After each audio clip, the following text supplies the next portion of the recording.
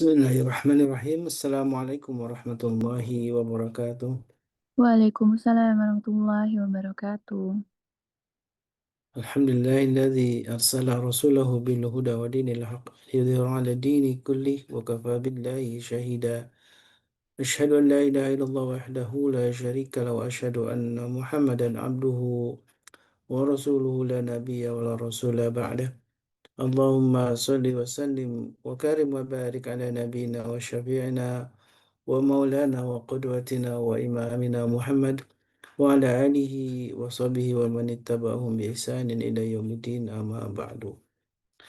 Alhamdulillah wa syukurillah, di pagi ini Allah masih memberikan kita satu kesempatan untuk beramal soleh, satu keistiqamahan menghadiri majelis ilmu yang mudah-mudahan Allah Subhanahu wa taala sebagaimana dijanjikan dalam sebuah hadis Nabi sallallahu alaihi wasallam, bahwa siapa yang menuntut ilmu dan menuntut ilmu syariat maka Allah akan mudahkan baginya jalan menuju surga.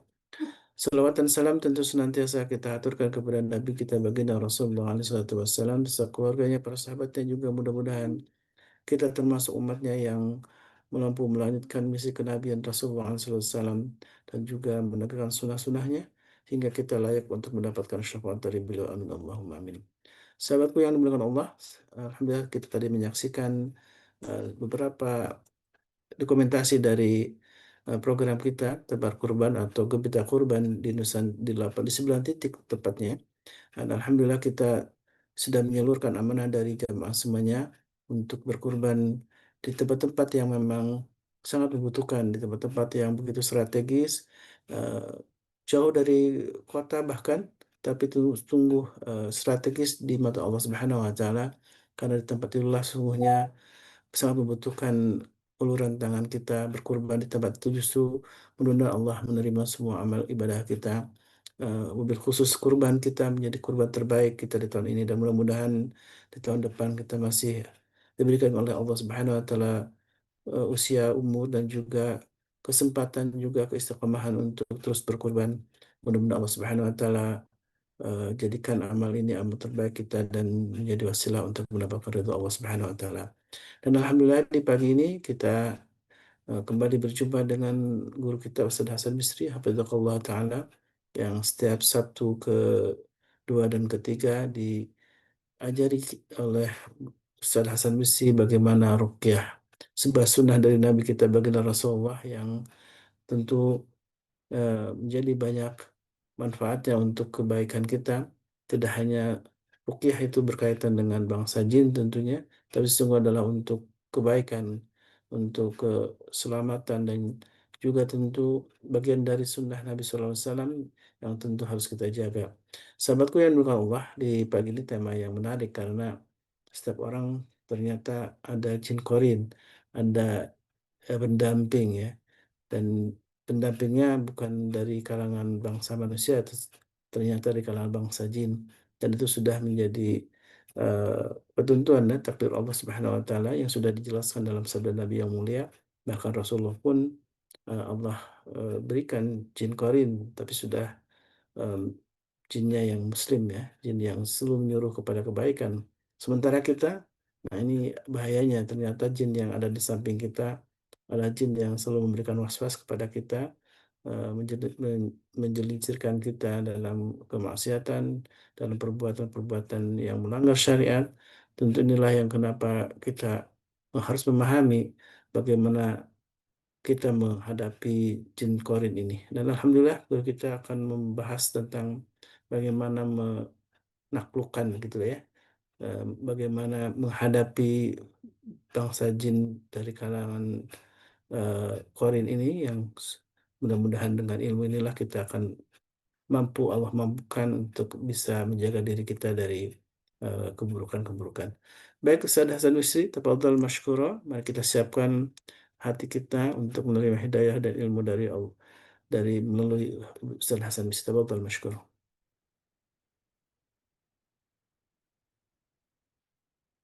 Masih mute, Ustaz?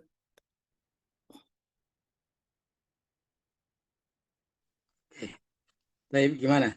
Udah jelas suara? Alhamdulillah, jelas, Ustaz. Baik, syukuran. Bismillahirrahmanirrahim. Assalamualaikum warahmatullahi wabarakatuh. Waalaikumsalam warahmatullahi wabarakatuh. wabarakatuh. Alhamdulillahi rabbil alamin. Wal akibatu lil muttaqin. Wala udwana illa ala zalimin. Allahumma salli wa sallim wa barik ala nabiyyika wa habibika Muhammadin wa ala alihi wa sahbihi ajma'in. Wa man tabi'ahu bi ihsanin ila yaumiddin. Amma ba'd. Ya ayyuhalladzina amanu taqullaha haqqa tuqatih wa la tamutunna illa wa antum muslimun. Ikhwati fillah, Majelis Keluarga Indonesia rahimakumullah. Alhamdulillah kita bersyukur pada Allah pada kesempatan kali ini kita masih diberikan nikmat sehat, nikmat sempat sehingga kita bisa meluangkan waktu kita di pagi ini untuk menghadiri taklim kita meskipun via Zoom ya. Kita bersyukur kepada Allah, semoga nikmat-nikmat yang diberikan oleh Allah semakin ditambah untuk kita semuanya dan semakin berkah di hidup kita dan semakin kita menjadi hamba yang taat kepada Allah Subhanahu wa taala. Amin ya rabbal alamin. Kedua kalinya salat dan salam marilah kita haturkan pada Nabi kita Muhammad sallallahu alaihi wasallam. Baik, Ibu sekalian, pada kesempatan kali ini tema yang akan kita bahas terkait dengan kehidupan pribadi kita masing-masing. Dalam artian kita semuanya sebagai makhluk Allah di muka bumi ini ada partner-partner yang nggak bisa kita tolak karena itu merupakan sunatullah. Partner ini ada yang baik, ada yang buruk. Dan yang dalam bahasa syariat itu disebut dengan qorin. Ya. Jadi qorin itu merupakan bahasa Arab yang kalau kita lihat di kamus itu artinya musohib wa mulazim. Ya. Musohib artinya yang selalu menemani kita, wa mulazim dan selalu menyertai kita. Jadi dimanapun kita berada, mereka akan bersama kita. Qorin ini. Sehingga ia pun akan tahu hal-hal pribadi kita, hal-hal yang terkait dengan apa yang kita rahasiakan dan apa yang tidak kita tampakkan kepada khalayak ramai. Karena makhluk ini memang diciptakan oleh Allah untuk menyertai kita. Kalau dalam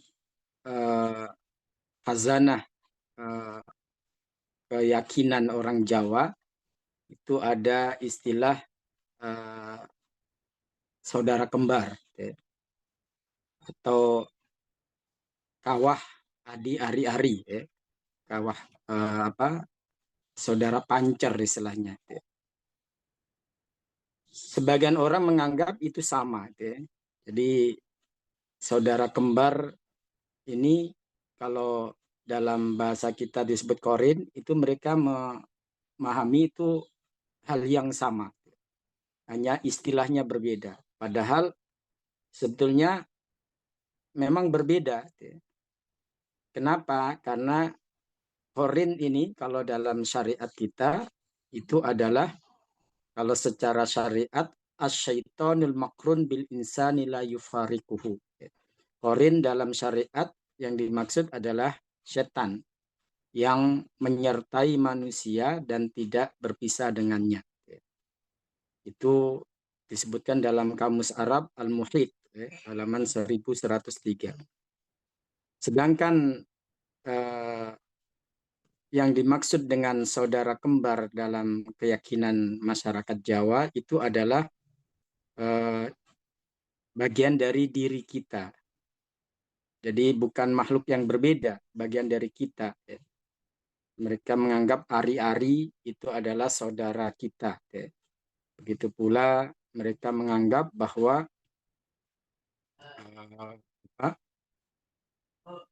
yang ada dalam diri kita itu ada kembaran dalam kehidupan.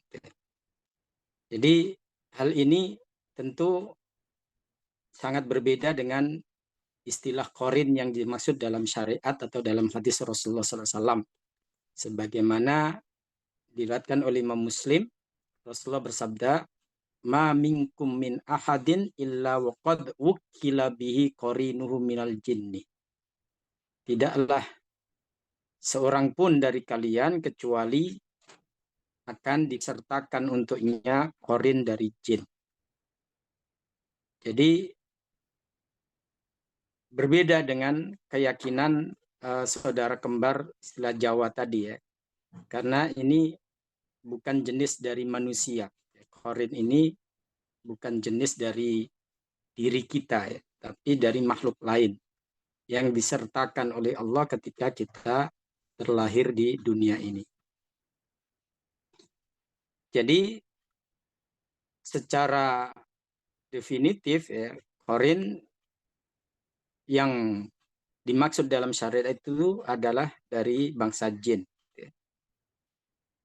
Tapi ada juga yang perlu kita pahami bahwa korin itu bisa bertambah, tidak hanya satu. Tidak hanya satu. Jadi setan yang menyertai kita bisa menjadi tambah banyak ketika hidup kita salah dalam berkeyakinan atau dalam beragama. Seperti yang disebutkan oleh Allah di surat Az-Zukhruf ayat 36 ya, surat Az-Zukhruf ayat 36.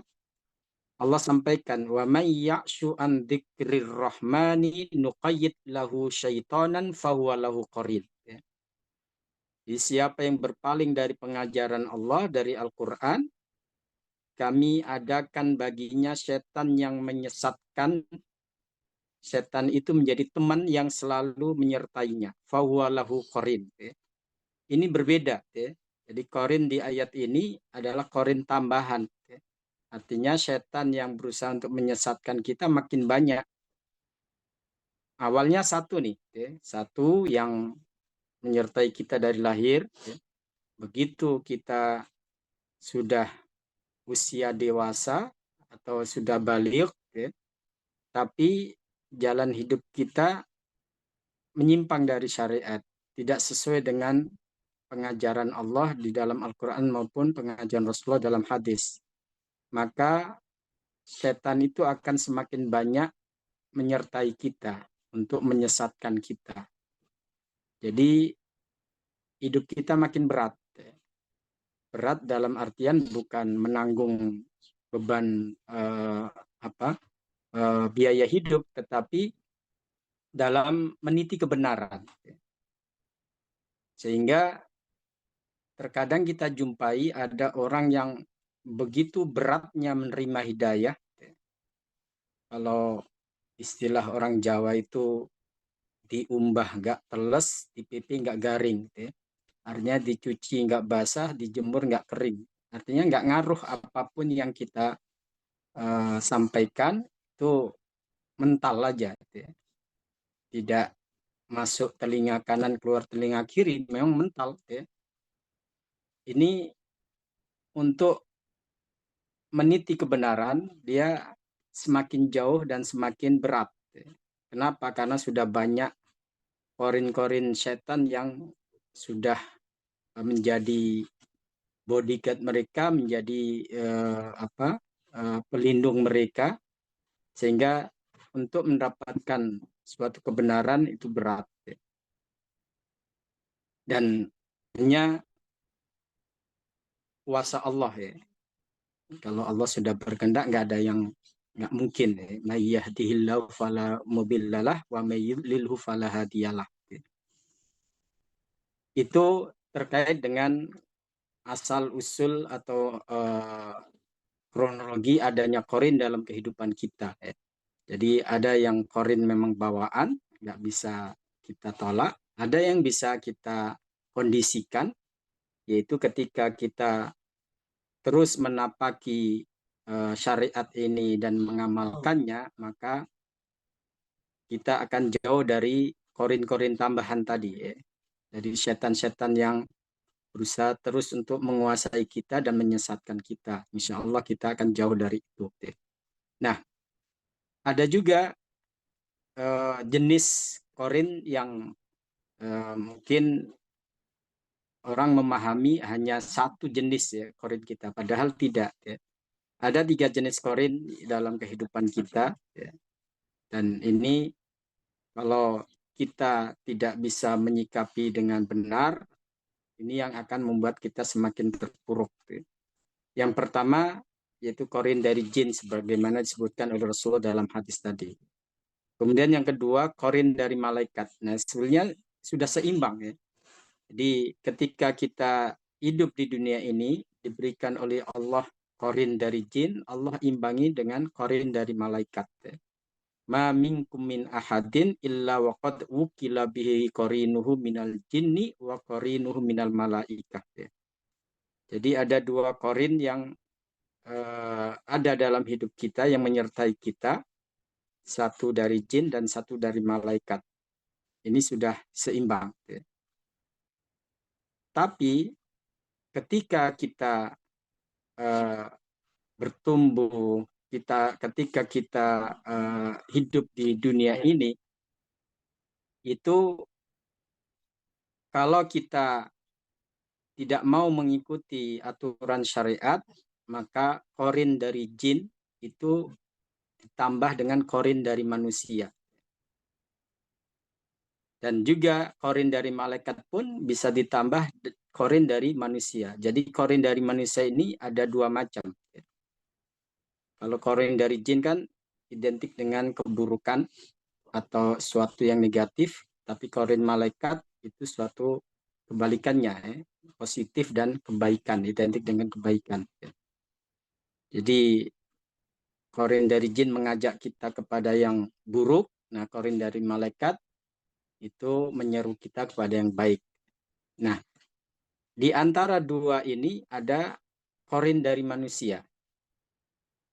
Sebagaimana disebutkan di surat As-Saffat, surat As-Saffat ayat 51, di situ Allah sampaikan qala qailum minhum inni kana li qarin. Berkatalah salah seorang di antara mereka, sesungguhnya aku dahulu di dunia mempunyai seorang teman yang dekat. Jadi teman yang dekat ini ada 2 macam. Kalau teman dekat kita itu yang dari manusia itu baik, maka itu akan membantu kita untuk memenangkan pertarungan antara yang hak dan yang batil, supaya yang benar atau yang hak itu menang. Tapi kalau korin dari manusia ini yang sifatnya buruk, justru itu akan membantu korin jin untuk mendominasi diri kita, supaya kita tergiring atau terarahkan kepada yang buruk. Nah, ini yang berat, berat. Jadi bukan mengkondisikan kita supaya kita cenderung pada yang baik, tapi malah sebaliknya. Ini korin dari manusia. Dan Rasulullah SAW sudah wanti-wanti kepada kita. Di dalam hadis riwayat Imam Abu Dawud, Rasulullah menyampaikan, ar-rajulu ala dini khalilihi. Fal yangdur ahadukum man yukhalilu. Seseorang itu sangat terpengaruh dengan perangai teman dekatnya. Teman dekatnya atau soulmate-nya atau partnernya tadi ya. Jadi Rasulullah berpesan, fal yangdur ahadukum man yukhalilu. Hendaklah di antara kalian itu selektif siapa teman yang menjadi partnernya atau teman dekatnya itu. Jadi ikhwas kalian, inilah pentingnya punya komunitas atau circle orang-orang baik. Insya Allah di MK ini kita mendapatkan hal itu. Kita saling mengingatkan satu sama lain, saling menasihati satu sama lain. Ini sangat membantu kita supaya korin dari jin tadi tidak dominan, atau supaya justru korin malaikat itulah yang mendominasi kehidupan kita. Sebaliknya, kalau kita punya circle yang buruk, kita punya pergaulan yang nggak benar, maka justru kehidupan kita akan lebih terpuruk lagi. Karena menghadapi korin jin yang memprovokasi kita dalam keburukan, belum tentu kita menang, ditambah dengan orang-orang sekitar kita yang justru membantu program ataupun seruan dari jin tadi, dari setan tadi. Nah, disinilah Rasulullah SAW memberikan perumpamaan yang begitu apik, yang begitu jelas terkait dengan peran circle kita atau orang-orang sekitar kita, atau teman dekat kita, atau korin dari manusia tadi. Rasulullah bersabda dalam hadis riwayat Imam Bukhari dan Muslim, "Mathalul jalisis soleh wasu kahamil miski wa nafihil kir." Perumpamaan teman dekat yang baik, korin yang baik, sesama manusia, dan perumpamaan korin yang buruk dari sesama manusia itu seperti penjual minyak wangi dan tukang pandai besi. Fahamil miski imma ay yuhdiyaka wa imma antubta aminhu. Kalau kita berteman dengan penjual minyak wangi atau parfum seperti Ustadz Kholis ini, maka kita dekat sudah tercium aroma wanginya. Belum kalau kita dikasih tester, dan kita mendapatkan sesuatu yang menyenangkan, aroma harum gratis lagi. Dan sebaliknya, kalau kita berteman dengan pandai besi, bukan berarti ini menandakan semua pandai besi buruk, enggak ya. Ini adalah perumpamaan. Meskipun kita tidak dekat, begitu dekat, aroma busuk atau aroma yang menyengat sudah tercium, sudah tercium aromanya. Jadi, ikhwas sekalian, ketika kita berteman dengan atau dekat dengan tukang pandai besi, kita dari jarak beberapa meter sudah tercium aroma bakaran besi yang begitu menyengat, yang tidak menyenangkan. Apalagi kalau kita semakin dekat dengan area pandai besi tadi, percikan api itu bisa membuat baju kita bolong ataupun hangus, tersundut oleh api-api itu. Nah, itu perumpamaan yang digambarkan oleh Rasulullah kalau kita berteman. Dengan siapa kita berteman, itu pengaruh itu akan kita rasakan. Ada sebagian orang yang kuat, dalam artian tidak terpengaruh oleh teman dekatnya. Ada yang seperti itu. Tapi ada juga dan banyak mereka justru terpengaruh oleh orang-orang sekitarnya. Nah, dari sini kita tahu bahwa perlu bagi kita untuk memilih komunitas atau circle yang bisa mengingatkan kita kepada Allah, bisa menambah ketaatan kita kepada Allah Subhanahu wa Ta'ala. Nah, disinilah sekalian, Imam Nawawi rahimahullah dalam kitab Syarah Sahih Muslim, beliau mengatakan bahwa dalam hadis terdapat permisalan teman yang soleh, yang baik dengan seorang yang diumpamakan seorang penjual minyak wangi. Dan teman yang buruk diumpamakan seperti tukang pandai besi tadi. Kata Imam Nawawi rahimahullah, hadis ini menunjukkan keutamaan bergaul dengan orang yang baik, berteman dengan orang yang soleh. Karena akhlak-akhlak mereka akan mewarnai kehidupan kita. Apa yang mereka sampaikan itu akan menjadi ilmu yang baik bagi kita untuk bisa mengingatkan kita kepada Allah Subhanahu wa Ta'ala.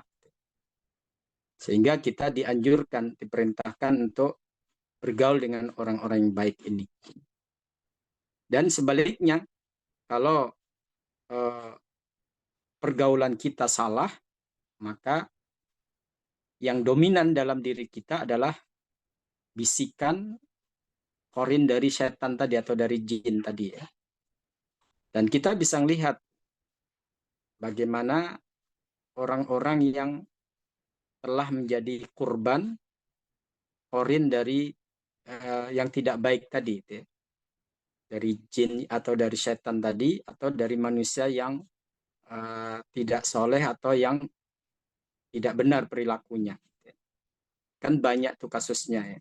Ketika terjadi tindakan kriminal, tindakan yang melanggar aturan syariat atau aturan negara, itu kalau diinterogasi oleh pihak berwenang atau berwajib, biasanya karena pengaruh pergaulan, diajak teman, karena circle-nya seperti itu, kalau enggak nanti akan dikucilkan. Jadi banyak orang-orang yang akhirnya terjerumus pada hal-hal yang dilarang dalam syariat atau yang dilarang secara aturan negara itu karena pengaruh pergaulan dan pertemanan yang mereka punya. Nah, disinilah sekalian Imam Hasan Al-Basri rahimahullah, seorang ulama generasi tabi'in, beliau berpesan kepada kita, istaghfiru minal astiqail mu'minin. Perbanyaklah kalian berteman dengan orang-orang yang beriman, orang-orang mukmin, yang baik, yang benar. Fa inna lahum syafa'atan yaumal qiyamah. Karena mereka tidak hanya memberikan pertolongan kita dalam meniti kehidupan di dunia ini, dalam artian memberikan pengaruh positif, tapi mereka juga di akhirat nanti bisa menjadi pemberi syafaat, penolong kita. Jadi fa inna lahum syafa'atan yaumal qiyamah. Mereka akan diberikan wewenang oleh Allah untuk bisa menolong teman dekatnya yang di dunia, lalu ternyata di akhirat mereka mengalami petaka.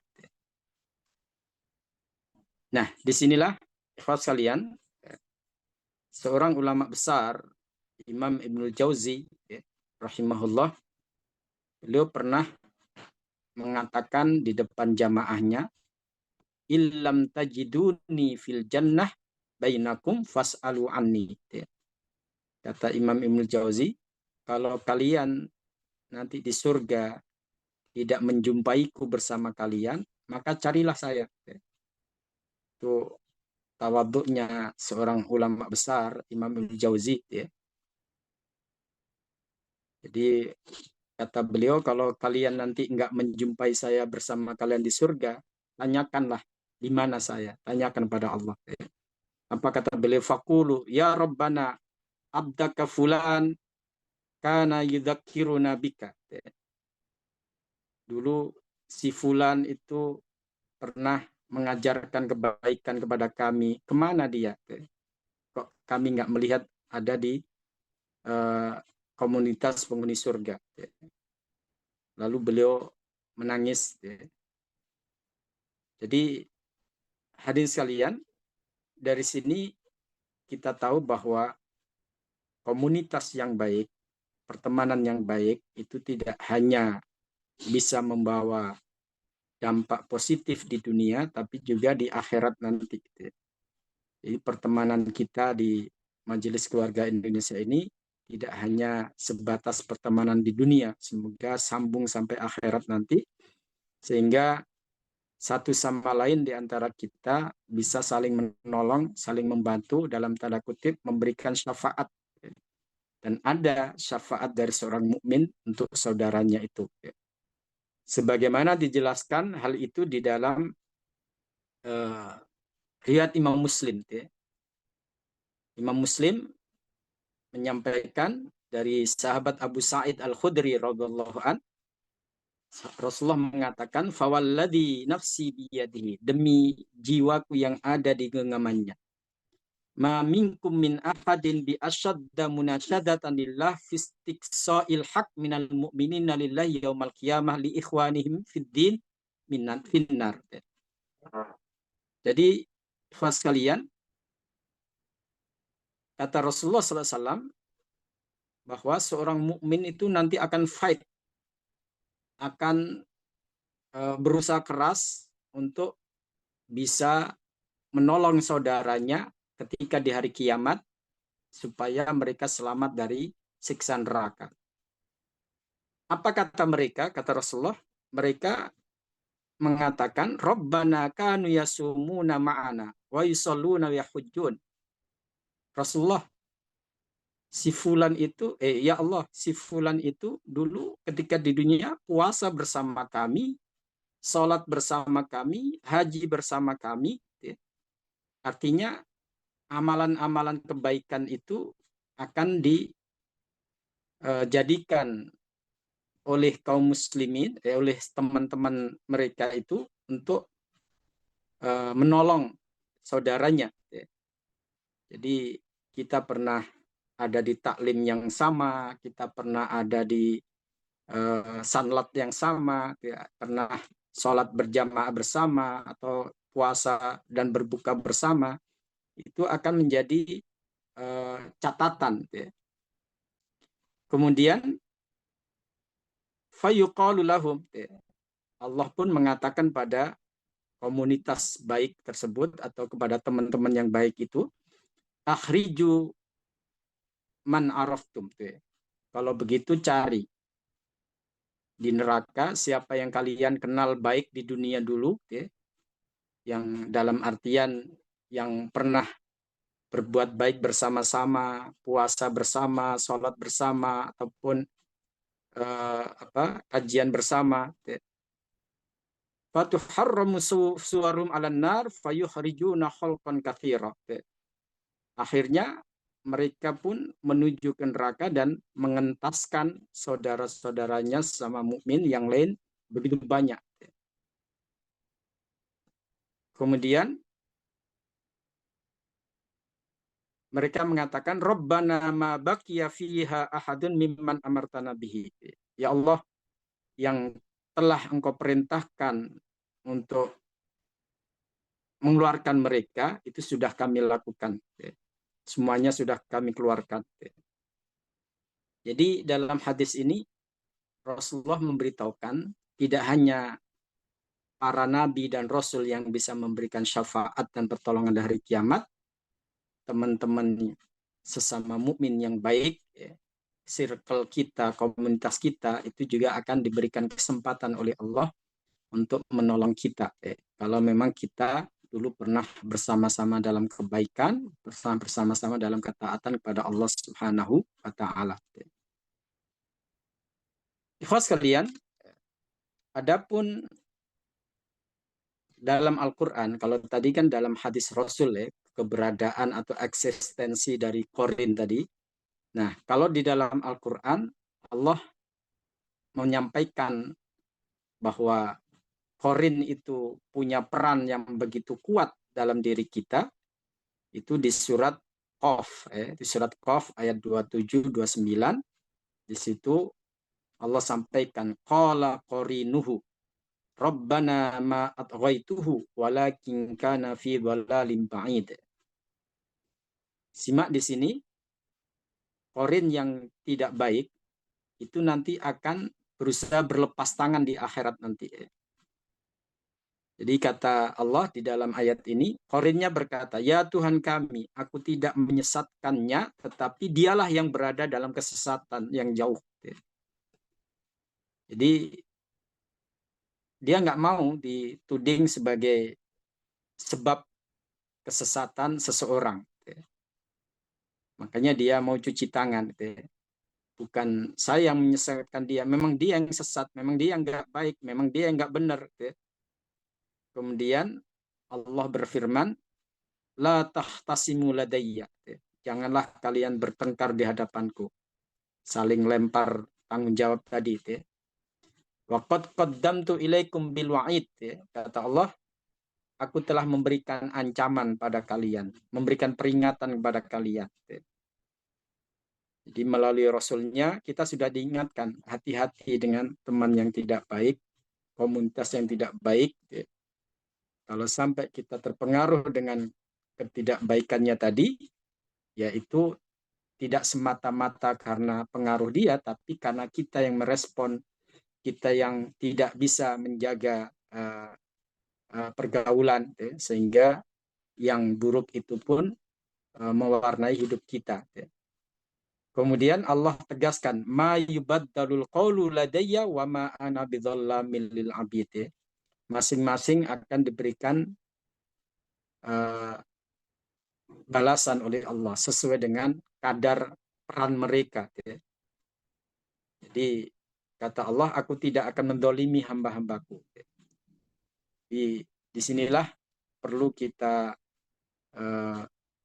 selektif kepada siapa kita berteman, kepada siapa kita bersirkel, berkomunitas, supaya mereka tidak justru membuat kita jauh dari Allah, tapi mendekatkan diri kita kepada Allah Subhanahu wa Ta'ala. Kemudian terkait dengan Qorin yang kita punya, apakah kita bisa mengislamkan Qorin tersebut atau membuat Qorin itu akhirnya tidak mempengaruhi kita kepada yang buruk. Nah, di dalam hadis riwayat Muslim, Rasulullah pernah bersabda, "Ma minkum min ahadin illa waqad ukila bihi qarinuhu minal jinni." Tidaklah di antara kalian kecuali ia diberikan atau disertakan padanya qarin dari setan, dari jin. Qalu wa iyyaka ya Rasulullah. Mereka bertanya para sahabat, apakah itu juga untuk Anda wahai Rasulullah? Anda juga seperti itu, ada qarin dari setan? Wa iya ya. Saya juga begitu, kata Rasulullah. Illa annallah a'anani alaihi fa aslam. Hanya saja Allah menolongku sehingga dia aslam.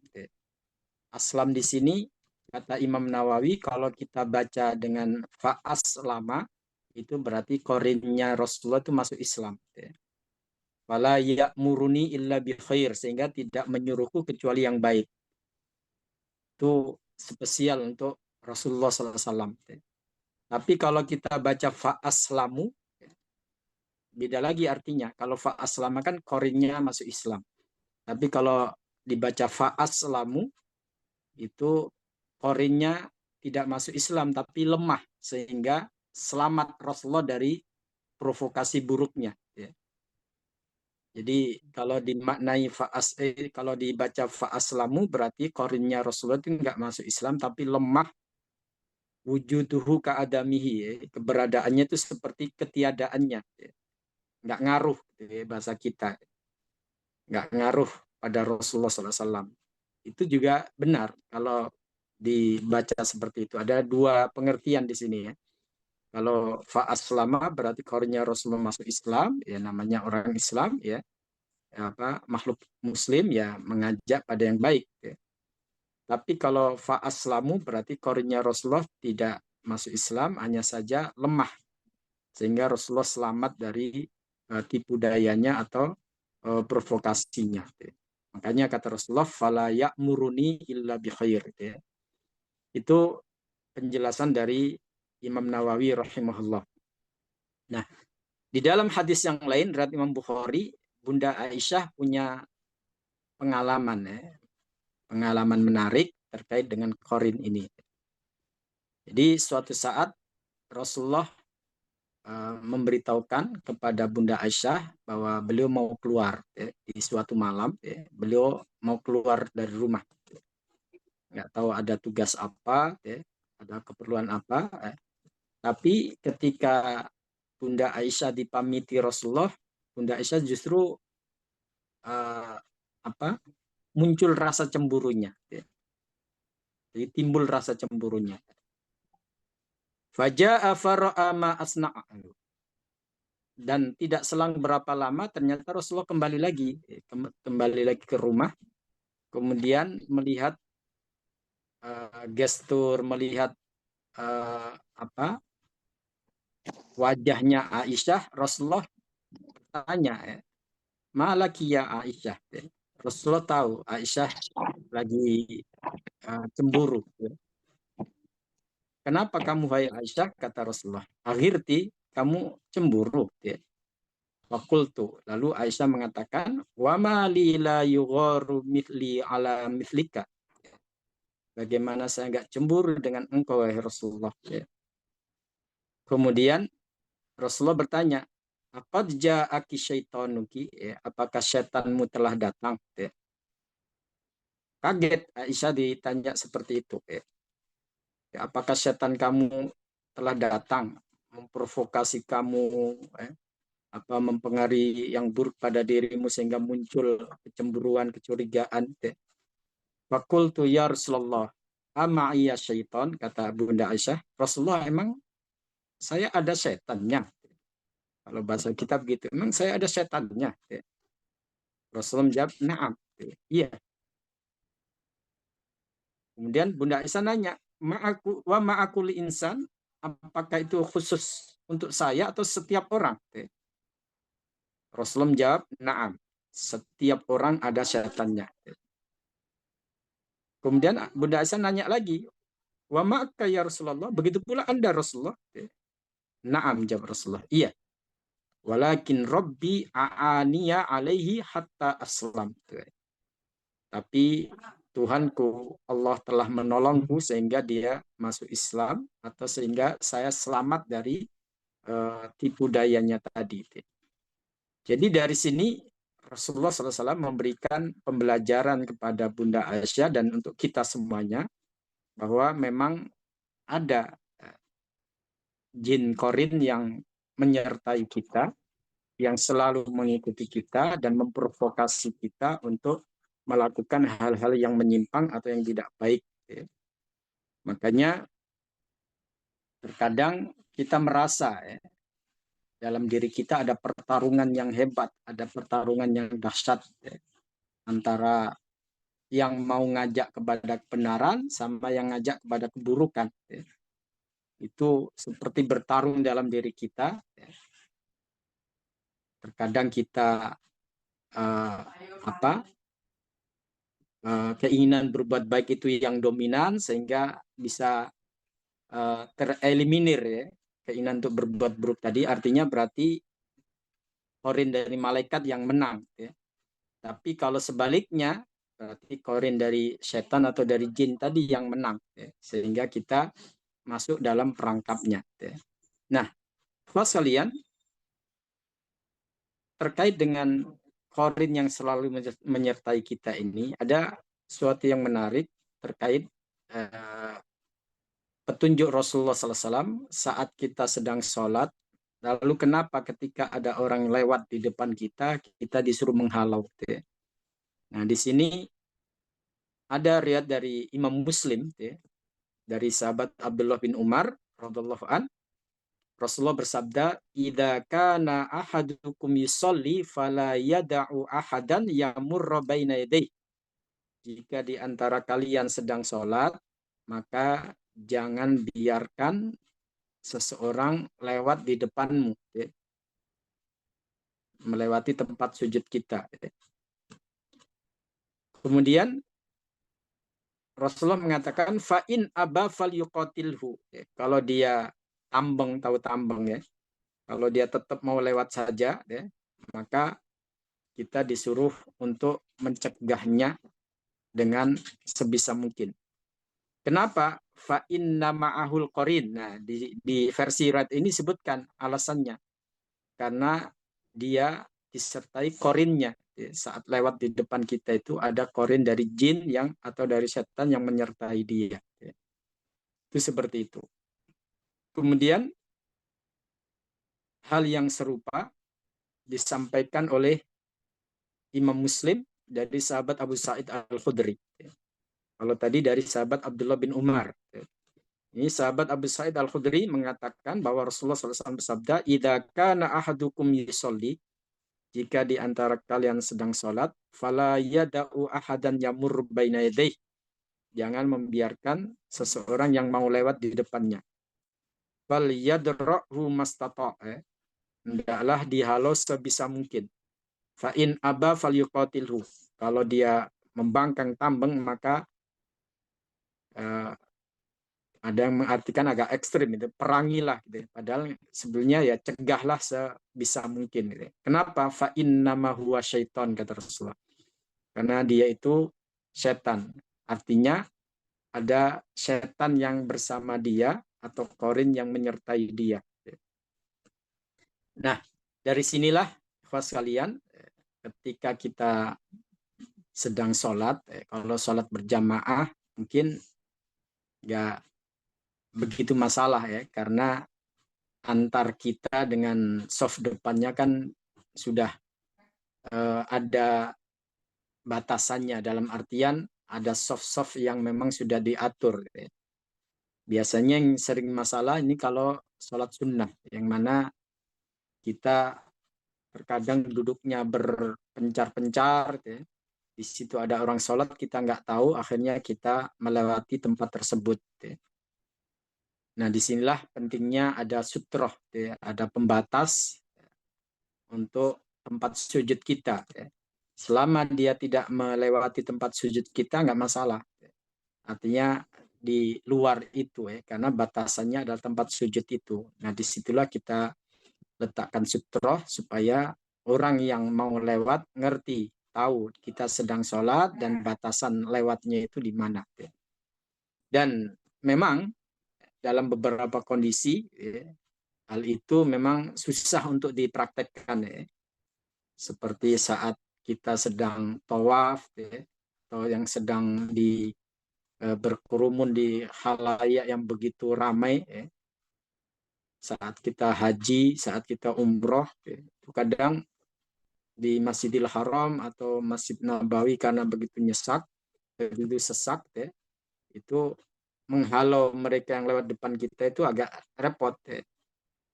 Walaupun ada sebagian mereka yang istilahnya karena sudah ngerti berusaha untuk tidak melewati tempat sujud kita.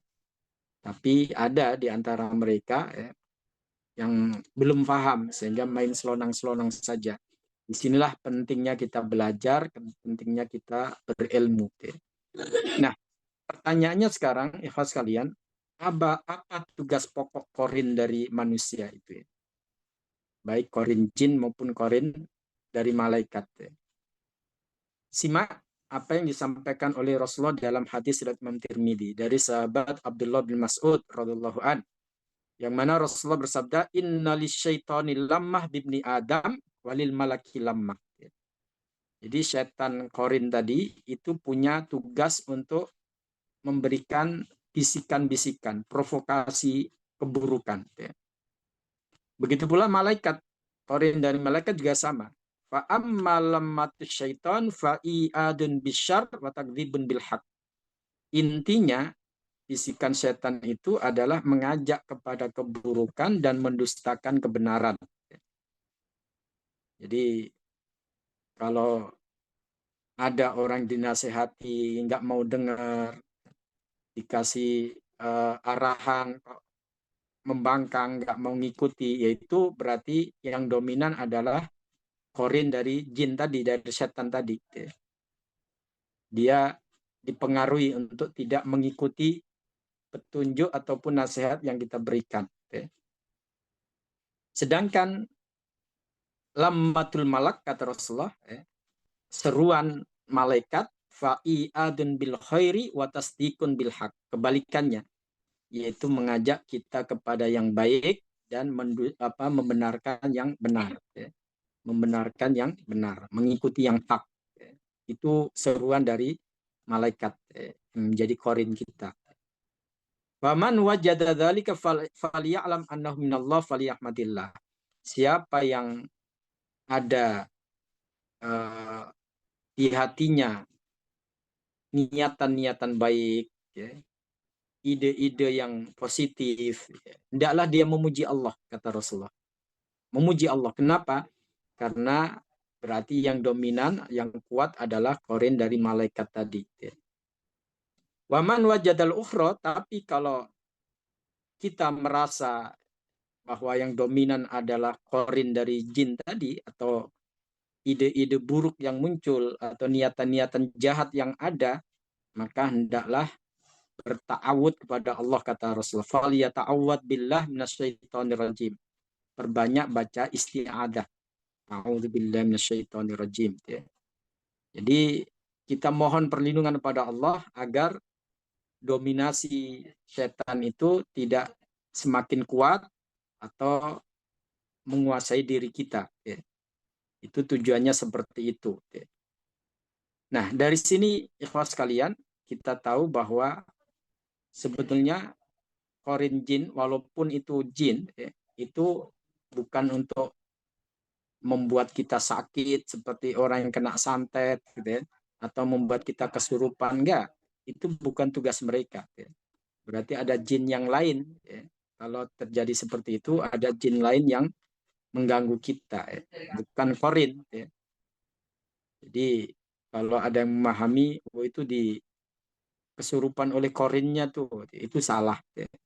Karena tugas korin bukan untuk itu. Dan itu ditegaskan oleh Rasulullah dalam hadis riwayat Imam Ibnu Hibban, yang mana Rasulullah SAW bersabda, fayaqulu, bahwa setan yang menyertai kita saat kita hendak tidur, dia akan menghampiri kita. Begitu pula korin dari malaikat, sama. Makanya Rasulullah mengatakan, ida awar rajulu ila firasyi, jika seseorang telah siap tidur di pembaringannya, atahu malakun wa syaitonun, dia akan didatangi dua makhluk, yaitu setan, korin dari setannya dan korin dari malaikatnya. Jadi ada korin malaikat dan korin setan datang pada kita. Fayaqulul malak, korin dari malaikat mengajak kita dengan mengatakan ikhtim bi khair, tutuplah harimu dengan kebaikan. Artinya berdoa sebelum tidur, berzikir sebelum tidur. Sedangkan korin dari setan mengatakan ikhtim bisyar, nggak usah zikir, nggak usah doa.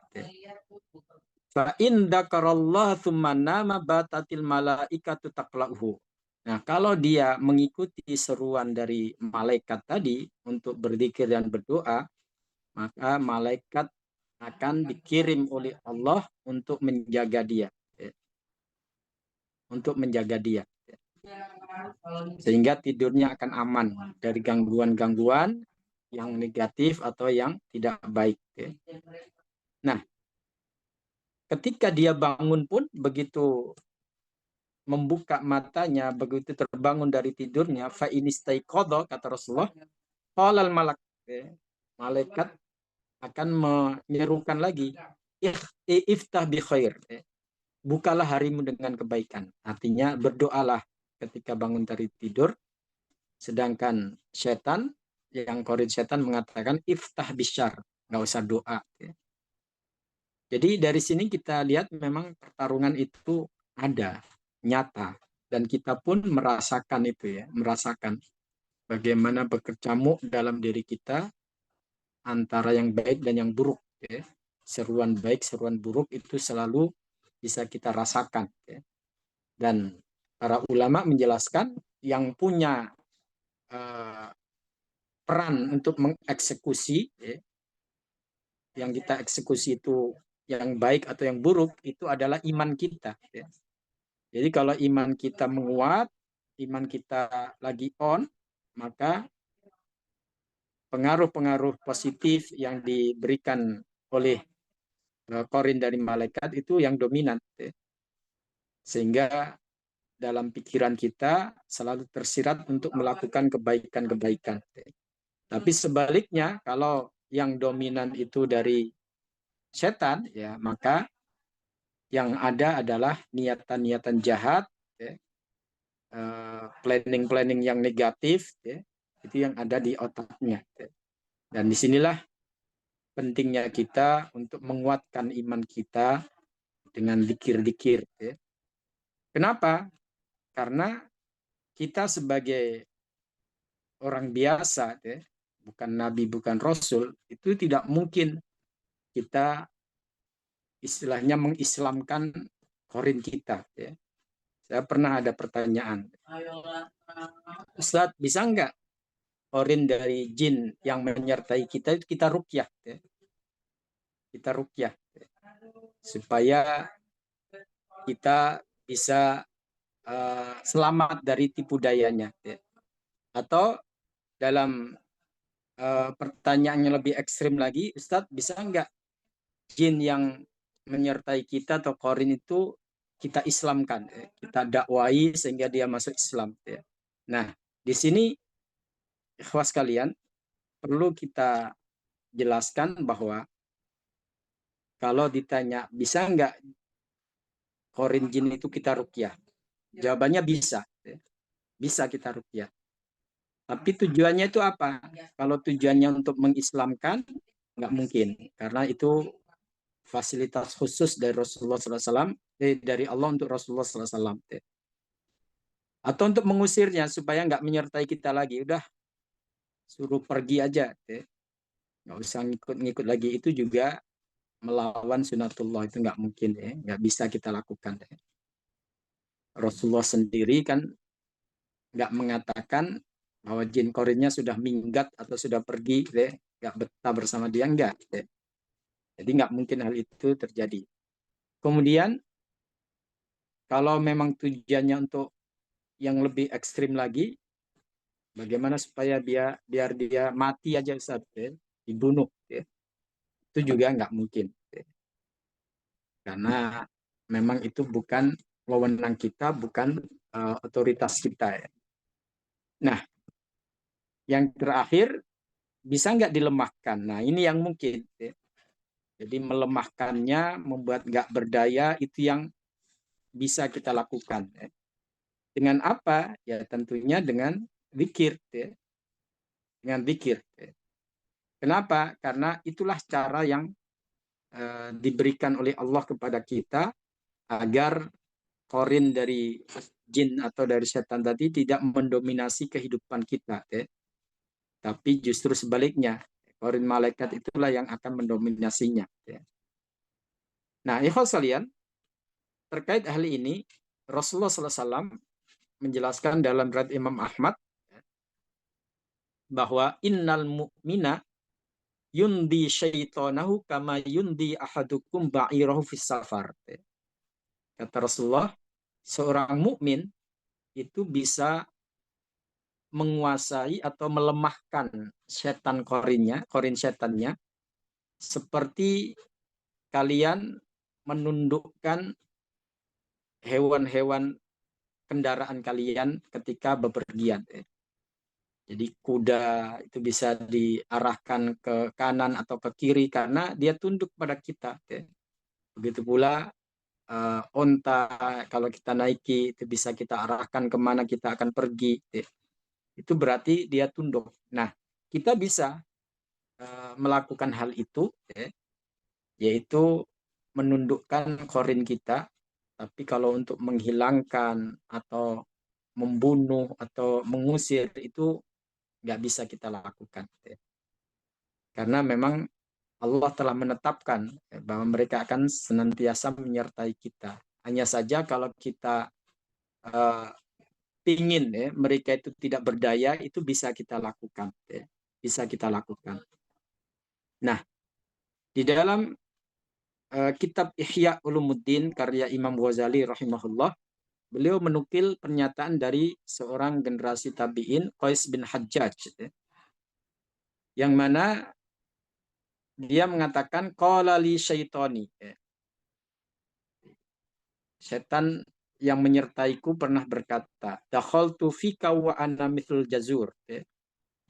Dulu saat pertama saya bersamamu, saya seperti unta yang gagah, yang kuat. Wa anal an mithlal usfur, tapi sekarang saya seperti burung pipit ya, seperti burung kecil ya.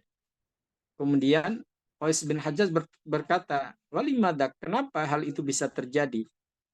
Apa kata korin setannya? "Tudzibuni bidzikrillah ta'ala." Gimana enggak lemah saya, gimana enggak tunduk ya. Kamu selalu banyak zikir pada Allah ya. Jadi kamu telah melemahkanku dengan zikrullah ya. Jadi disinilah ikhwas sekalian, kenapa Rasulullah mengajarkan kita banyak zikir ya. Dari mulai bangun tidur sampai mau tidur lagi, bahkan saat terbangun dari tidur tengah malam itu ada zikir-zikir yang diajarkan oleh Rasulullah. Karena itulah satu-satunya cara agar Allah menolong kita untuk menghadapi berbagai macam godaan, termasuk korin dari setan tadi, dari jin tadi. Kita tidak bisa mengusirnya atau melenyapkannya ya, tapi kita bisanya melemahkannya ya, supaya dominasinya tidak kuat, supaya mereka tidak menyetir kehidupan kita dan mewarnai kehidupan kita dengan suatu yang tidak baik ya. Nah, ikhwan sekalian, Imam At-Tabrani dalam kitab Sunannya itu beliau mengisahkan apa ya, dialog ya. Wallahu a'lam, ini dialog terjadi seperti kita berdialog atau hanya imajiner gitu ya. Yang jelas sahabat Ibnu Mas'ud ya, ini secara sanad sahih ya. Sahabat Abdullah bin Mas'ud radhiyallahu anhu, beliau mengatakan inna syaitonal mu'min yulki syaitonal kafir ya. Jadi setan yang menyertai orang mukmin atau korin dari jin yang menyertai orang mukmin itu pernah bertemu dengan korin dari orang kafir ya. Korin jin yang menyertai orang kafir ya. Kemudian fayara syaitonul mu'min sahiban aghyar mahzulan ya. Jadi korin yang menyertai orang kafir tadi, dia bertanya kepada korin yang menyertai orang mukmin tadi. Apa katanya? Kamu nampak lemah, kusut, gak berdaya. Kenapa? Fayaqulu lahu syaitonul kafir. Jadi kamu hampir binasa kalau seperti ini. Kondisi kamu. Kamu sudah gak begitu punya daya. Lalu korin yang menyertai orang mukmin tadi mengatakan, la wallahi ma asilu ilai ma'ahu ila syai'. Kata dia apa? Saya tidak berdaya untuk mempengaruhi dia. Idza ta'ima dzakarasmallah. Bagaimana saya bisa punya kekuatan? Setiap orang itu mau makan, dia selalu berzikir, selalu membaca, menyebut nama Allah. Wa idza syariba dzakarasmallah. Begitu pula saat mau minum. Wa idza nama dzakarasmallah. Dia mau tidur pun berzikir. Wa idza dakhala baitahu dzakarasmallah. Saat dia mau masuk rumah pun berzikir. Sehingga itu yang membuat dia lemah, nggak berdaya.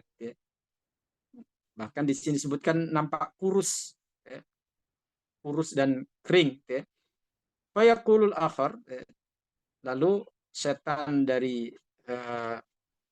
orang yang menyertai orang kafir tadi mengatakan, lakinni akulu min ta'ami. Kalau saya beda, saya ikut makan bersama dia saat dia makan, wa asyrabu min syarabi, saat dia minum saya juga ikut, wa anamu ala firasyi, saya pun tidur di samping dia saat tidur, wa hadza syahin wa hadza mahzul. Jadi kata sahabat Ibnu Mas'ud, yang ini makmur, semua kebutuhannya terpenuhi, yang ini justru sebaliknya, mahzul dalam artian ya terboikot semua kebutuhannya sehingga dia nggak berdaya. Ini yang diriwayatkan oleh Imam Tabrani. Jadi dalam hadis ini atau dalam riwayat ini, ikhwas sekalian, menegaskan kepada kita bahwa dzikir-dzikir yang kita lakukan itu sangat punya pengaruh besar, baik untuk melemahkan setan yang menyertai kita atau korin kita, atau untuk membuat kita lebih tenang, membuat kita lebih semangat, dan membuat kita lebih banyak mendapatkan pahala dan keutamaan, karena setiap dzikir kita pasti akan bernilai ibadah di sisi Allah Subhanahu wa taala. Nah, sebagai penutup hadis sekalian, ada pertanyaan, apakah korin yang menyertai kita itu akan mati ketika seseorang itu meninggal? Jadi ketika manusia itu meninggal, apakah korin yang menyertainya juga ikut meninggal?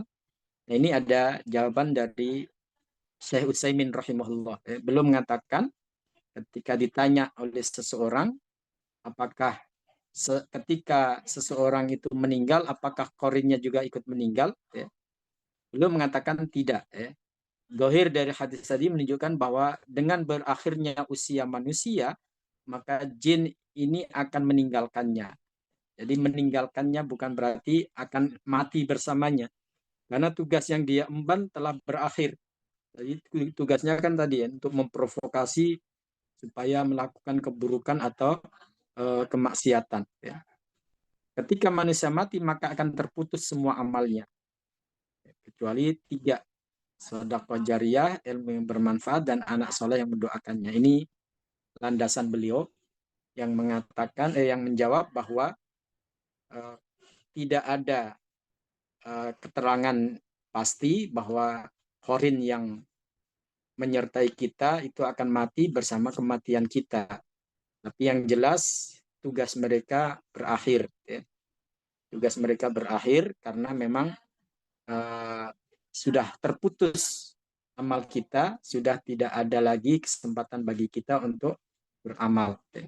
Nah, dari sini kita tahu bahwa kita harus mewaspadai korin ini supaya tidak mendominasi kehidupan kita, dan diantaranya dengan dikir-dikir tadi. Kemudian yang kedua yang tidak kalah pentingnya, cari komunitas yang baik.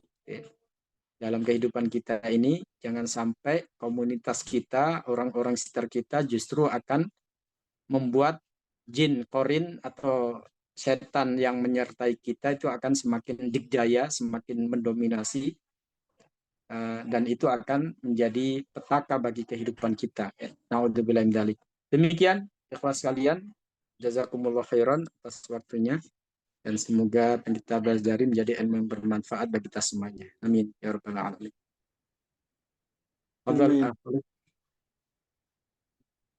Baik, alhamdulillah, syukurlah, jazakallah khairan.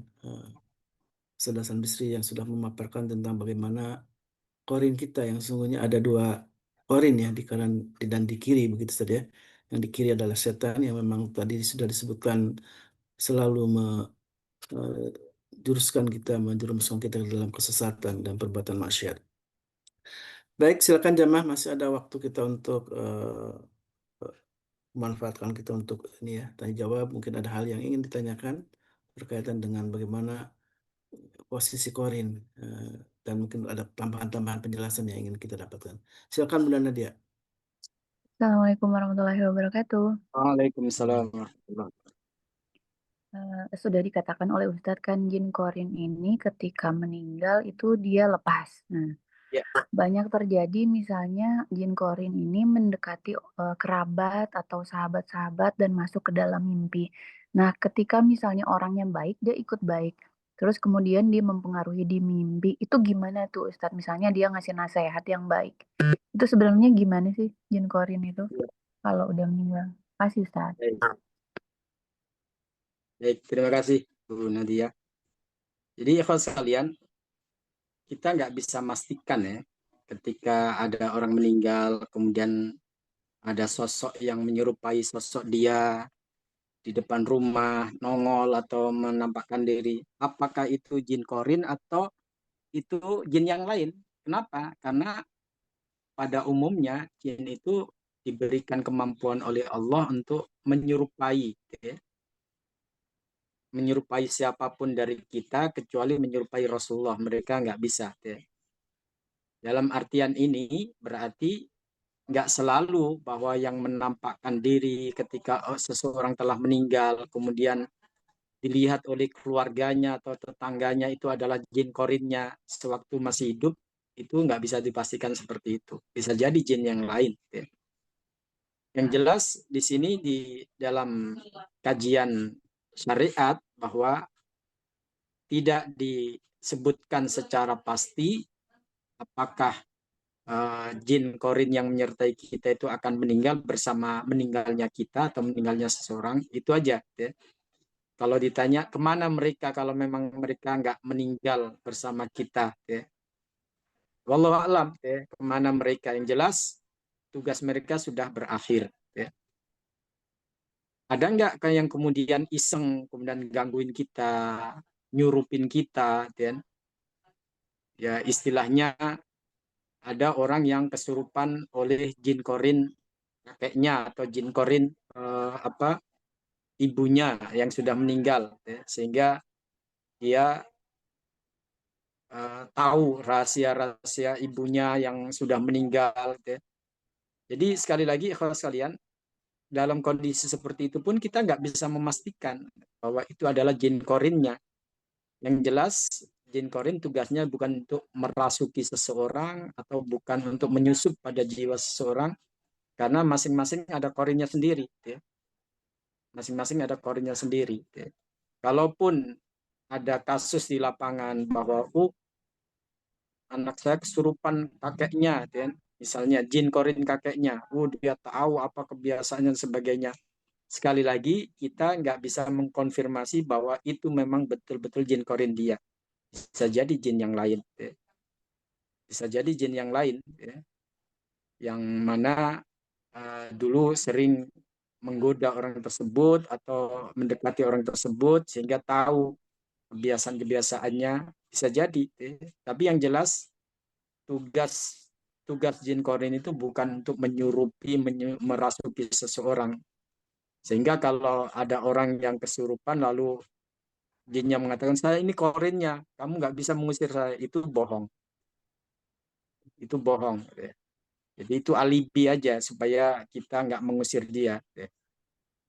Karena syariat telah menegaskan bukan itu tugas korin, ya. Dan saya sering, ya, menghadapi hal seperti itu, ya. Begitu kita lanjutkan rukyahnya, kemudian dia akhirnya teriak-teriak, lalu kepanasan, kemudian keluar, ya. Ada yang seperti itu. Tapi yang jelas di sini kita karena ini dunia gaib, ya nggak bisa memastikan apakah itu memang benar jin korinnya atau itu jin yang lain, ya, yang menyusup pada diri orang tersebut. Kita hanya berpegangan pada apa yang disampaikan Rasulullah tadi, bahwa tugas jin korin itu bukan merasuki kita atau mengganggu kita dalam artian membuat kita kesurupan atau seperti orang kesambet, enggak. Tugas mereka beda, ya. Mereka memang ditugaskan oleh Allah tadi i'adun bisyar, ya, mengajak memprovokasi pada kita pada yang buruk, ya. Itu tugas dia, dan itu diimbangi oleh adanya korin dari malaikat tadi, ya. Wallahu a'lam, Bu Nadia. Iya. Baik, silakan ya, Masih adakah yang ingin tanyakan tentang masa tugasnya, Sad? Kan kalau di dalam hadis Nabi kan tidak ada anak Adam yang lahir kecuali Allah utus apa namanya jin korin dari kalangan bangsa jin gitu ya. Iya. Ketika si anak setiap seseorang itu dalam masa yang masih kecil gitu ya, belum balik itu, apakah si jin korin juga ikut berperan dalam perilaku si anak itu? Misalkan kita sering melihat saja kalau anak-anak misalkan ramai di masjid gitu ya, kemudian seringkali malah mengganggu orang yang sedang sholat. Apakah itu bagian dari yang dilakukan oleh jin korin? Apakah memang ya ini kan anak-anak gitu yang perilaku yang belum bisa diukur gitu, bisa dikendalikan? Atau gimana cara menjelaskan tentang perilaku anak-anak ini? Baik, Bapak sekalian, kalau kita memahami apa yang telah disampaikan Rasulullah tadi, okay, memang istilahnya tidak ada masa tugas yang disebutkan oleh Rasulullah, dia akan bertugas untuk memprovokasi kita pada yang buruk ketika kita sudah dewasa. Yang jelas, kalau masalah gangguan pada anak, kita sudah pernah membahas bahwa gangguan itu dimulai sejak anak itu terlahir. Artinya gangguan itu sudah ada. Apakah itu dari jin korinnya atau jin apa yang lain? Kalau saya pribadi dengan memahami teks atau dalil-dalil yang ada, itu bukan jin korin yang menyakiti dia, atau yang istilahnya uh, mengganggu dia, tapi jin yang lain. Tapi untuk mempengaruhi perilaku atau tindakan itu bisa dilakukan oleh jin korin yang sudah bersama dia tadi. Jadi beda antara gangguan penyesatan dengan gangguan yang sifatnya fisik, itu beda. Nah, dari sini kita tahu bahwa apapun jenis jin yang hadir pada anak-anak kita, itu solusinya hanya satu, sama solusinya, yaitu dzikir. Makanya kita perlu mengajarkan dzikir pada anak-anak kita, mengajarkan doa-doa, karena memang itulah yang bisa kita lakukan. Kalau mereka belum bisa melakukannya karena masih balita, ya kita orang tuanya, agar baik jin korin atau jin yang lain tidak mendominasi kehidupannya. Itu yang bisa kita lakukan. Dan disinilah kenapa Rasulullah SAW itu rajin mendoakan anaknya, cucunya, atau Hasan dan Husain. Karena memang ketika mereka kecil, mereka belum bisa melakukan peran itu. Ya kita sebagai orang tuanya yang mengambil peran itu. Nah, ketika mereka sudah dewasa, mereka sudah ngerti, ya disitulah perjuangan mereka dilakukan, yaitu berjihad melawan setan, baik itu dari jenis jin korin maupun jin yang lain. Wallahu a'lam. Untuk yang ditanyakan Bu Nadia bahwa terkait dengan mimpi bagaimana? Kalau sekalian, yang hadir dalam mimpi kita bukan berarti pasti jin korin, ya. Setan bisa hadir dalam mimpi kita, ya. Makanya waktu mau tidur itu waktu yang memang sangat signifikan, ya, untuk menentukan. Kenapa? Karena saat kita sudah terlelap, kita sudah di luar kendali dan kesadaran kita. Kita betul-betul nggak punya daya untuk melawan. Jangankan serangan goib atau gangguan-gangguan dari setan, ya, berupa mimpi-mimpi buruk itu, ya. Yang nyata aja, ya, entah itu naudzubillah dalik, maling atau rampok, kadang kita nggak nyadar hal itu terjadi, ya, karena kita sudah terlelap. Nah, disinilah urgensinya kita berzikir sebelum tidur, ya, agar tidur kita aman dalam penjagaan Allah Subhanahu wa Ta'ala. Insya Allah nanti kita lanjutkan, materi di pekan depan terkait adab tidur, karena ini saat kita tidur kan kita betul-betul blank, gitu, ya. Dari gangguan-gangguan yang entah itu sifatnya goib atau sifatnya nyata, kita betul-betul sudah nggak bisa mengontrol diri kita, ya. Nah, pentingnya kita zikir sebelum tidur itu sangat luar biasa, ya. Dan petunjuk Rasulullah dalam hal ini sangat lengkap, ya, untuk kita amalkan, ya. Jadi sekali lagi, kalau kita memperhatikan keterangan dari Rasulullah atau penjelasan Rasulullah bahwa memang setan bisa hadir dalam mimpi kita, tapi kita nggak bisa memastikan atau menentukan bahwa itu adalah jin korin kita. Yang jelas, ketika Rasulullah mengatakan bahwa wal hulmu minasyaiton, mimpi buruk itu datangnya dari setan, sedangkan mimpi baik itu datangnya dari Allah, berarti kan ada peran setan saat kita tertidur, ya, untuk mengganggu kenyamanan dan kenyataan tidur kita, ya. Bahkan ada beberapa pasien itu karena mengalami gangguan saat tidur dengan mimpi-mimpi yang buruk, ya, sehingga mereka trauma ya, atau mengalami insomnia saat mau tidur tuh ya. Dan mereka nggak bisa tidur kecuali sudah menjelang subuh. Akhirnya subuhnya kelewat. Nah, itu salah satu tipu daya setan memang di situ. Nah, bagaimana hal itu bisa kita hindari? Insya Allah kita bisa membahas di pertemuan selanjutnya. Wallahu a'lam. Baik, Alhamdulillah. Mudah-mudahan Allah Subhanahu wa Ta'ala senantiasa membimbing kita ya untuk meraih hidayah dan hikmah dari apa yang sudah disampaikan oleh Ustaz Hasan Bisri, dan tema Ya. tentang Qorin ini sangat penting untuk kita pahami dan untuk kita Hmm. share juga ke sahabat kita, ke tetangga kita, ke kerabat kita, karena jadilah sahabat terbaik ya, sebagaimana Ya. pemisahan yang disebutkan oleh Rasulullah SAW.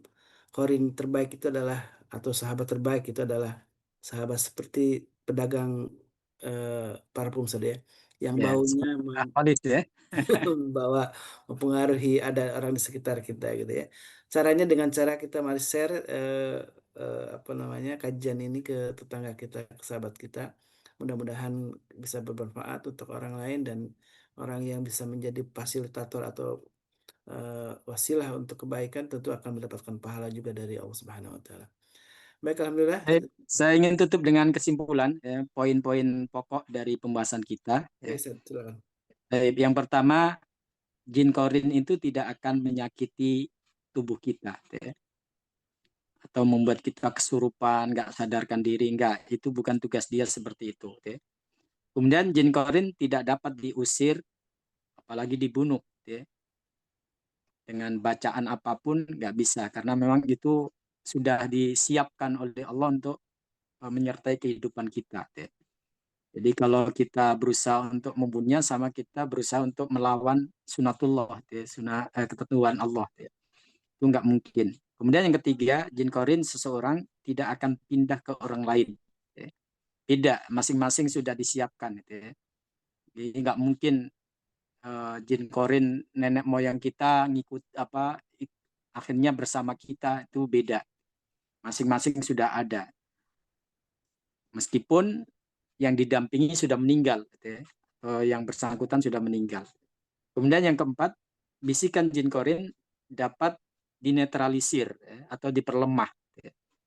Jadi supaya nggak dominan, maka kita perlemah dengan zikir, ya.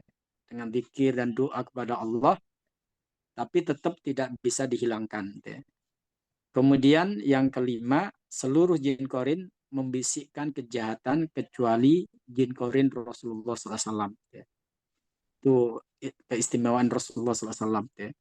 Kemudian yang keenam, jin korin manusia tidak bisa diislamkan kecuali jin korin Rasulullah SAW. Dan yang ketujuh, bisikan jin korin sangat samar.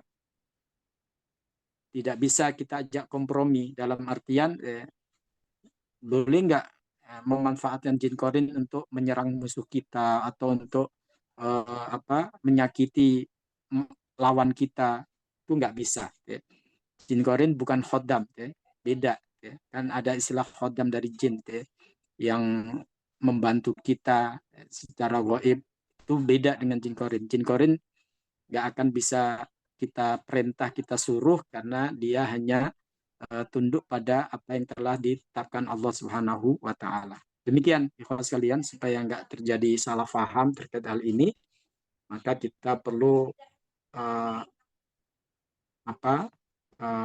garis yang jelas, ya, supaya kita nggak rancu dalam memahami terkait keberadaan jin korin dalam kehidupan kita. Wallahu alam. Terima kasih. Dan jin korin tadi tidak merasuki, berarti memang yang mengalir dalam aliran darah disebutkan dalam Rasulullah, dalam sabda Nabi itu memang bukan jin korin saja. Ya, dia hanya menyertai kita, bukan Menyertai merasuki ya. kita, enggak ya. Baik, alhamdulillah sudah jelas ya jamaah yang dimuliakan Allah, informasi tentang jin korin, karena ini semua informasi tidak bisa mengada-ngada. Kalau hal ini karena perkara gaib, seluruhnya berasal dari Ya, Al-Quran dan Sunnah Nabi SAW. Apa yang disampaikan oleh Allah dan Rasulnya lah yang akan, yang menjadi sebuah kebenaran dan yang disampaikan tadi oleh Ustaz sendiri. Jadi tidak bisa mengira-ngira saja. ya, Tidak bisa betul. mengira-ngira, menebak-nebak. Misalkan soal mimpi tadi, apakah itu dari jin korin atau tidak? Kok bisa suaranya misalkan pengetahuannya sama dengan kakek saya, orang tua saya, itu kita bisa memastikan karena memang kita tidak bisa melihat mereka. Dan Ya, tidak perlu juga ada pentingnya gitu ya, apakah ini jin korin dan orang tua kita atau tidak ya, karena itu ya, betul. bukan ada tidak ada manfaatnya gitu ya. Makanya yang paling penting bagaimana kita menjaga diri kita dari bisikan setan dan dari jin korin adalah salah satunya memang tugasnya untuk membisiki kita untuk hal-hal yang jelek, untuk kemaksiatan, untuk berbuat buruk gitu ya. Dan inilah yang kita harus halau, kita harus halau dengan cara tadi berzikir kepada Allah Subhanahu wa taala. Karena di surat Az-Zukhruf tadi disebutkan orang yang apa namanya berpaling dari zikir Paling, kepada ya, Allah, maka dia akan ikat dirinya dengan jin korin. Artinya memang bisa jadi banyak saja jin korinnya, bukan hanya ya, yang memang bertugas terus setiap hari, bisa jadi akan bertambah seperti disebutkan oleh Ustadz. Jin korin dari kalangan bangsa manusia pun bahkan ada yang terus mendampingi kita untuk berbuat buruk gitu ya. Makanya ya. bertemanlah dengan orang-orang baik dan mudah-mudahan majelis ilmu ini di Majelis Quran Indonesia adalah orang-orang baik semuanya, orang-orang Amin, soleh amin, amin. yang selalu apa, mendampingi kita dan selalu bermaksiat dalam kebaikan dan kesabaran. Dan inilah fungsinya kita berjamaah, berukhuwah Islamiyah menjadi bagian yang kenikmatan yang harus kita syukuri. Baik jamaah yang Allah, eh, karena sudah jam 7 ya Masya Allah ya. Sekali lagi saya ucapkan jazakallah khairan Ustaz Hasan Bisri yang akan mendampingi kita di Insya Allah di Sabtu depan kita akan kembali berjumpa dengan Ustaz Hasan Bisri. Ya, Insya Allah temanya menarik karena ini soal bagaimana kita menjaga diri dari gangguan setan ketika kita sedang tidur ya. Baik, mari kita tutup dengan doa kafaratul majlis. Subhanakallahumma wa bihamdika asyhadu an la ilaha illa anta astaghfiruka wa atubu ilaik. Allahumma lana wa iyyakum. Assalamualaikum warahmatullahi wabarakatuh. Waalaikumsalam warahmatullahi wabarakatuh. Waalaikumsalam warahmatullahi Waalaikumsalam. wabarakatuh. Jazakumullah Jazakumullah khairan. khairan. اللهم ارحمنا بالقرآن واجعله لنا إماما ونورا وهدى ورحمة. اللهم ذكرنا منه ما نسينا وعلمنا منه ما جهلنا وارزقنا تلاوته آناء الليل وأطراف النهار واجعله لنا حجة يا